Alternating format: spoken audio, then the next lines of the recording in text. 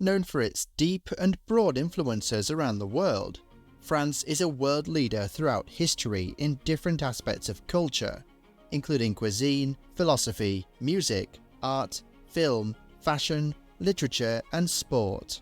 Being one of the oldest nations on Earth, France has had its fair share of political challenges throughout its history, such as withstanding a gruesome military rule until it officially became the Fifth Republic, due to the work of General de Gaulle in 1958. However, recently, the nation is facing a series of political crises which has sparked protests from around the country. In January 2023, a ripple of discontent swept through France, setting the stage for a pivotal moment in its political landscape. The spark? A proposed pension reform bill by the Borne government aiming to raise the retirement age from 62 to 64. The controversy escalated when over 1 million people, united in opposition, took to the streets in a nationwide demonstration. This marks the beginning of a series of protests, each echoing the resounding voice of those fervently resisting the proposed changes. The strikes unleashed a wave of turmoil across France, where protesters cluttered the streets with garbage and disrupted public transport services. In March, the government, faced with the increasing resistance from its citizens, resorted to a constitutional tool, Article 49.3, to push the contentious bill through the French Parliament. Amidst the unrest, the union-orchestrated strikes intensified, intertwining with the growing violence that cast a shadow over the nation's dissent. Amongst many others, France is also facing protests from its farmers as a result of a surge in cost of production. Farmers in France, the largest agricultural producer in the European Union, expressed gross dissatisfaction with inadequate compensation and felt burdened by overly stringent regulations related to environmental protection. The economic aftermath from the Russian invasion of Ukraine has reverberated painfully, escalating costs and fueling discontent among farmers, not only in France but also across Europe. Amidst these challenges, the 500,000 French farmers find themselves caught in the crossfire of climate change and the relentless push for more sustainable and productive agricultural practices. This relentless competition, compounded by global factors, adds an additional layer of pressure on an already strained community of farmers. In a bid to get the government's attention, farmers have taken to the streets, barricading roads with tractors and hay bales, as well as spraying manure over government offices. In a united call for change, the National Federation of Farmers Union, FNSEA, and Young Farmers, Jeunes Agriculteurs, orchestrated a protest that unfolded as a collective plea for transformation on multiple fronts. It encapsulated the economic vulnerability experienced by numerous farmers, where nearly 1/3 grappled with monthly earnings below €350, $390. Their narrative extended to what they perceived as unjust competition with farmers from nations with less stringent food quality standards. Amidst the rallying cries, the farmers articulated concerns about what they considered the defamation of French agricultural practitioners.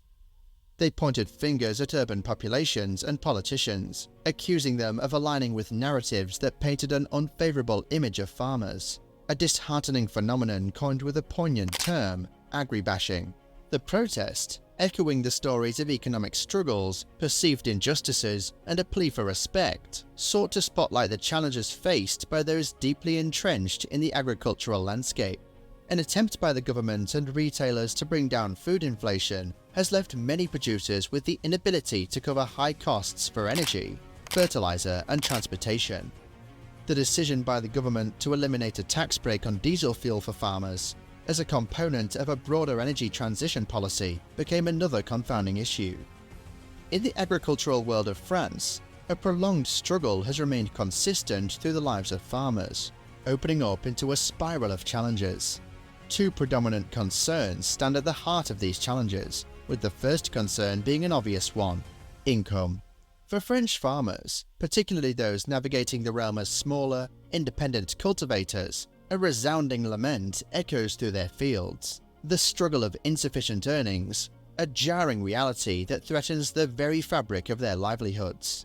Tragically, the agricultural landscape has witnessed the somber chord of suicide in recent years, a stark consequence of the sector's contraction and the profound difficulty farmers face in making ends meet. Yet, amidst the struggle, there exists a poignant acknowledgement of French agriculture's intrinsic role in the cultural identity of the nation. From the rich vineyards to the artisanal cheeses, the livestock to the bountiful produce, these elements form a distinct part of France's heritage. In this intricate narrative, France proudly holds the title of the European Union's largest agricultural producer, underlining the profound connection between the country's cultural legacy and its agricultural pursuits. In the era of Macron's leadership, a narrative of change unfolded for French farmers, driven by the imperative of tougher environmental standards, both within the EU and France itself.